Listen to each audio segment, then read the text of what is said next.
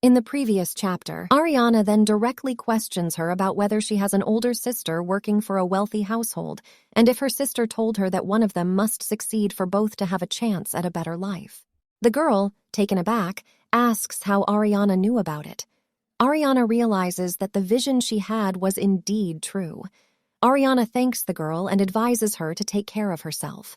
However, the girl pleads with Ariana not to leave and begs her to allow her to speak with her sister once more. She explains that she hasn't heard from her sister since she left for work and desperately wants to communicate with her. Ariana questions the girl, surprised that her sister never contacted her after leaving. The girl, with her hands clasped, confirms that this is the first time she has seen her sister since she left, but expresses joy that her sister finally came back to see her. Ariana probes further and asks if she never received any help from her sister. The girl stutters in response, implying that her sister never sought assistance. Ariana then turns to Mileta and asks if it's true that she doesn't know who this girl is. Mileta confirms that she has never seen her before in her life. At this point, the girl grabs Ariana's foot, pleading for help and desperately begging to be free from the situation. She pleads with Ariana to assist her in escaping. Ariana instructs Mileta to fetch the shelter manager. 2 days later, Ariana, sitting beneath a tree, expresses her hunger and then contemplates her situation. She approaches a man and asks him to provide the girl with more food. However, the man explains that they cannot afford any special treatment, even if Ariana is the daughter of someone important. Understanding the situation, Ariana decides to forego her own meals for the day and give them to the girl instead. She expresses her sadness, realizing that she initially planned to provide the girl with only 1 day's worth of meals, but it has already been 3 days. Ariana sits beneath the tree, pondering the vision she witnessed earlier. It appeared to be a fragment of Mileta's memories, but she hasn't been able to replicate the experience by touching Mileta again. Ariana contemplates the source of her power and wonders where these visions come from, and there seems to be more to it than just physical contact. In the midst of her thoughts, a boy approaches Ariana and offers her an apple. As she looks at him, memories of her past life resurface, recalling the time when she and Caesar conspired together to kill Prince Alfonso. The boy standing before her is none other than Prince Alfonso himself. She instantly regained her calm and took the apple, understanding she hadn't done anything wrong. Accepting the fruit, on the other hand, meant accepting a fresh chance in her life. Despite the unexpected nature of the circumstance, Ariana regarded it as an excellent opportunity to get to know Prince Alfonso. He'd heard a report that Ariana had been feeding a sick girl in the shelter. After 3 days of fasting, Ariana felt relieved after eating the apple. She replied to Prince Alfonso, thinking about what to say to create a good impression. When Prince Alfonso complimented her, Ariana felt warm inside and laughed. They both knew the value of food but seldom shared it. Ariana claimed that she only gave away the bread since it was inedible due to a shortage of milk and butter, which resulted in a gritty texture. Prince Alfonso chuckled and jokingly inquired whether the bread from the shelter was indeed so poor. They had a great talk, but Ariana realized she shouldn't reveal his true identity. When Prince Alfonso inquired how long she planned to remain, she said merely until the next day. He then inquired as to whether she would continue to give out her food. Ariana hadn't planned on it, but she figured she could because she could eat an apple.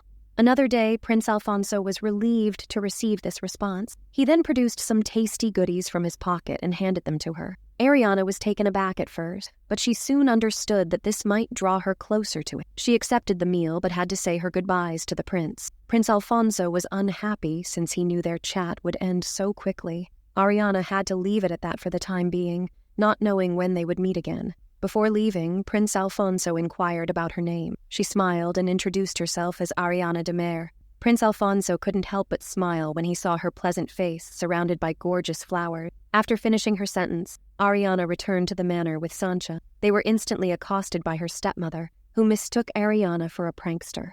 Isabella dashed towards them before her stepmother could do anything worse, noticing the prince's initials on the handkerchief Ariana handed her. Isabella immediately recognized the initials. Ariana stated that she had encountered the prince at the Ram Bullet, mistaking him for an inspector because the queen monitors the area. Ariana had just wished to look after Sancha's health, but the prince instead handed the kid into her care. She didn't want to deny the token and ruin her father's reputation.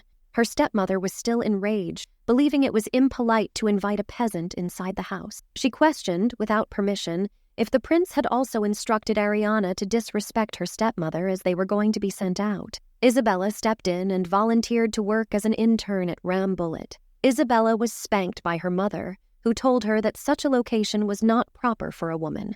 Isabella asked Sancha to remain and promised that if she saw the prince at a party, she would have the ideal narrative to appeal to the family's generosity. The mother and daughter got into a fight, which was part of Ariana's plan. Ariana only needed Sancha to labor at the manor. Isabella seized the handkerchief and thanked Ariana for her assistance. Ariana clutched her palm when she realized nothing had changed. She realized that whatever she owned could be taken away at any time. Sancha thanked Ariana for her assistance and promised to repay her generosity one. Ariana thanked her and patted her on the back. After a few days, the queen sent an invitation to Ariana's family. Her stepmother and sister could only speculate on the queen's plan. Looking down the steps, Ariana felt disgusted since neither of them had ever been welcomed to the palace in their prior lives. When Mileta and Sancha entered Ariana's apartment, they informed her that a carriage from the palace had arrived for her. Ariana looked at the bed, surprised by the request, and noticed her garments. She grinned slyly and urged Sancha to try on her clothing for fun. St. Gon of Jessark was praised in the sacred scriptures for 2 martyrdom actions. He died alone and was ostracized by all around him in his first martyrdom. He did, however, execute a resurrection miracle and sacrifice himself once more to avert a disaster in the realm. Only then did the people honor Gon of Jessark. The nobility of San Carlo appreciate church talks on St. Gon's second sacrifice, but today's sermon was mostly about his first sacrifice, delivered in the Gallico kingdom's language, Queen Margaret's country. Ariana imagined that Lucrezia, her stepmother, and Isabella had missed the entire sermon. Ariana was well aware that Lucrezia lacked finesse, and Isabella had only recently begun. Ariana was learning Gallica when she observed a figure from a distance and assumed it was Queen Margaret. She had only seen the queen in paintings in her previous life, but she could tell from her regal demeanor. Lucrezia and Isabella both said amen out loud as the sermon was about to close, but they were still in Gallica. People began to whisper to one another. Isabella thanked the queen for commissioning the lecture about Gon of Jessark's martyrdom, saying it was one of her favorite chapters from the Bible. Lucrezia asked Isabella proudly which portion she liked best. Isabella voiced her affection for the second sacrifice, which perplexed Ariana as the sermon progressed. The people in the church were astonished by Isabella's interpretation and murmured about her immaturity and envy of the saint's popularity during the first sacrifice. Ariana saw that it would make their entire family giggle. She instantly expressed that her favorite part was the saint's act of bravery, describing how she understood his dread of death, yet boldly faced it. Ariana was overwhelmed with accolades from all around her. She felt relieved, believing that what she had done would most likely be enough to salvage their family's reputation. As they made their way to the lobby, the queen observed Ariana and recognized her mastery of Gallic. The queen was presented to Cardinal de Mere's wife and daughters. The person Ariana least anticipated to appreciate Isabella's clothing was the one who had humiliated her former fiancé in her previous life. Isabella cited their family seamstress when the woman asked about the dressmaker. The woman sneered and mocked them when she heard Isabella, implying that the seamstress might not have been present at the time, and pointing out the disparity in clothing between Ariana and Isabella. Lucrezia was offended when the woman mentioned Ariana's illegitimacy. Isabella said that Ariana had been unwell and had lately returned from the country. She also mentioned that their seamstress was hard at work preparing proper clothing for Ariana. Isabella said that she had loaned Ariana her own outfit for the time being, attributing any confusion to her fashion sense. Ariana sensed Isabella's motive but continued on. Everyone saw her soiled chemistry as Ariana stood up and turned to expose the dress. Ariana had planned for this. To humiliate Isabella, she was questioned not only about the things she allegedly possessed, but also about her mother and how she treated her daughter as if she were a regular maid. The queen commanded quiet and inquired of Isabella whether the undercloth had formerly belonged to her. Isabella was unable to respond directly. When the queen discovered Isabella's falsehoods, she ordered both Lucrezia and Isabella to return home. Ariana was pleased to see Lucrezia regarded as her father's mistress. The queen sent a servant to accompany Ariana and supply her with a decent underclothes. The queen's comments caught Ariana off guard. As Ariana followed the aide, she realized she was in the same area where she had spent 9 years as Caesar's fiancé. She accidentally bumped into the assistant and overheard her welcoming someone while closing her eyes. Ariana and Alfonso were both shocked to see each other again. Ariana soon controlled herself and pretended to meet Alfonso for the first time as a prince. Matron Carla, Queen Margaret's trusty maid, promptly admonished Ariana about her manners. Alfonso de Carlo was revealed by Matron Carla as the lone descendant of King Leo III and Queen Margaret. Ariana had a feeling the queen was aware of her relationship with the prince. Ariana welcomed Alfonso once more, this time more politely. Alfonso and Matron Carla clashed because the prince wished to keep his title hidden from Ariana. Ariana treated Alfonso as if he were a friend, which irritated Matron Carla due to their differing socioeconomic levels. Ariana saw that Alfonso resembled a rebellious youngster when glancing at him. When their gazes met, Alfonso gave her a slight grin. He snatched Ariana's wrist and pulled her. Alfonso abruptly let go of her hand, concerned that they were being followed. To prevent any offense, Ariana chuckled at his reaction and mocked him for treating him as His Highness. Alfonso, embarrassed by his behavior, urged Ariana to keep calling him His Highness as long as they didn't flee. Instead, Ariana suggested using hidden aliases. Alfonso was taken aback by the proposal, believing it to be impolite, but Ariana clarified that using his own name would disclose his true identity. Ariana recognized that the thought of a hidden link would be appealing, and Alfonso ultimately consented. Ariana seized his hand and drew his moniker, Dere, with her finger, enraged that her earlier choices had been rejected. Alfonso didn't say anything. He simply gazed at her before clenching his fist and saying something to her.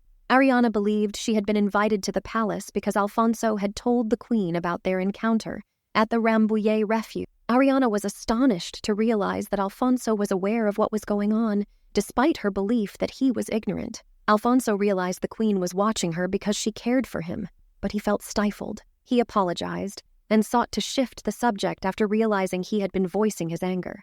Alfonso was astonished when Ariana caressed his head and expressed concern for him. She excused herself to avoid Matron Carla's wrath, leaving Alfonso speechless and his face burning scarlet as she walked away. Lucrezia was enraged at Cardinal de Mere's home because of how the queen treated her. Her temper outburst broke a vase in the manor, and she insulted the queen, calling her a filthy Gallico wench. When Ariana returned home, she welcomed her stepmother, which infuriated Lucrezia even more. Lucrezia accused Ariana of being deceitful, claiming that the underclothes she was wearing was part of one of her plans. Ariana knew Lucrezia was dense, but her senses were razor sharp. Ariana denied the allegations, claiming that the underclothes she was wearing was her only one. Lucrezia grew enraged and asked to speak with Ariana's babysitter.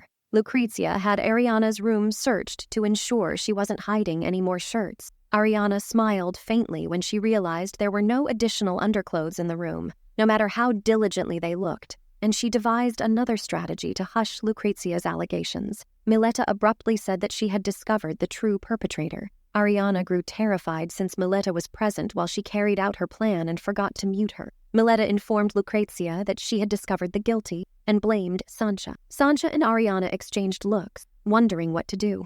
Lucrezia pulled Sancha's hair and accused her of stealing. Mileta went inside Sancha's purse and pulled out the undercloth, which she handed to Lucrezia. Ariana remained enraged and struggled to comprehend the situation. Despite being beaten by her mistress, Sancha rejected the claim. A red dot emerged beneath Ariana's eye in a panic, throbbing relentlessly. Her ring finger didn't want to stop twitching. A voice spoke of the golden rule, warning that one must pay the price for their wrongdoing and receive the benefits of their virtuous action. It called Ariana's betrayal of others and benefiting from their agony into question. Ariana was perplexed, wondering whose words she was hearing while regretting her own sense of betrayal. Still angry, Lucrezia seized a sharp instrument and moved to attack Sancha. As Lucrezia neared, Ariana's protests fell on deaf ears, forcing Ariana to rush forward and defend Sancha, resulting in her getting stabbed in the back. Sancha, taken aback by Ariana's unselfish effort, instantly inquired about Ariana's well-being. Ariana begged Sancha to divulge the truth, but Sancha refused, keeping an eye on both of them. Lucrezia deduced that Ariana and Sancha had plotted to make fun of her. The cardinal came just as Lucrezia was ready to attack them, seeking to defuse the situation. While her stepmother and father argued, Ariana whisked Sancha away to her room. Sancha became overwhelmed when she saw Ariana's wound and wanted to get ointment. Ariana, on the other hand, stopped her and questioned why Sancha hadn't revealed the truth, as Ariana was solely responsible for the predicament. Sancha responded by saying she hadn't spoken the truth since Ariana had saved her. She swore to return Ariana's compassion and to stay by her side till the end. Hearing Sancha's remarks, Ariana couldn't help but cry. Ariana had no one in her former existence. Her family rejected her, and her sweetheart abandoned her. Ariana has never had such devotion bestowed upon her. Having intended to exploit Sancha as a pawn at first, Ariana suddenly perceived an act of loyalty deserving of treachery. Ariana hugged Sancha and pledged to protect her until she died. She promised to hold Mileta responsible for her wrongdoing. No one would try to threaten them again, Ariana declared. Sancha comforted Ariana by holding her tightly. Both found comfort in the embrace of the other. Several days passed, with Sancha caring for the garments, and Ariana obsessed with her previous experiences, touching her ring finger again and recalling the throbbing red dot and twitching finger. Ariana's interest in the voice she heard remained. Sancha urged her not to touch the wound, since it would just aggravate it. Ariana then inquired whether it looked like it was developing. Fingers do not develop overnight, according to Sancha. Sancha, Ariana saw, had transformed and was no longer the cute stray cat she had discovered on the side of the road. Sancha's razor-sharp tongue had also surfaced. Sancha dismissed Ariana's remark and reminded her that she had Galisa lessons to attend because her instructor was on her way. Ariana had neglected to tell Sancha that they would meet. Later, as she walked down the corridor before leaving, Ariana could only think of the time she would spend with Sancha after her lesson. She overheard her stepmother discussing sending Ariana away with the cardinal. In an instant, Ariana's warm expression turned chilly. Lucrezia had wanted Ariana to live at the manor at first, but her obstinacy had grown insufferable. Lucrezia now wanted Ariana to depart as quickly as possible as they had arranged. Count Césaire, her old lover, should be married to her. Cardinal de Mere's main objection to Isabella marrying Césaire is that Isabella is far too precious. She is far too lovely to marry someone like Césaire. Isabella is the cardinal's most prized property until the day he chooses to sell her. He teaches, grooms, and adores her in order for his investment to generate money and status. The cardinal wishes Prince Alfonso would marry Isabella since he is the only heir to the country. Ariana is formulating a strategy that entails offering the prince more than Isabella does. If her plot fails, Isabella will become useless to the prince. Ariana walks inside the room where the Gallica lessons are taking place. She pauses in front of the door and smirks before entering. Madame Romani, their instructor, explains that they will stop the course early because they have been invited to a special state mass. Ariana welcomes Madame Romani and Gallica, startling both Arabella and Isabella.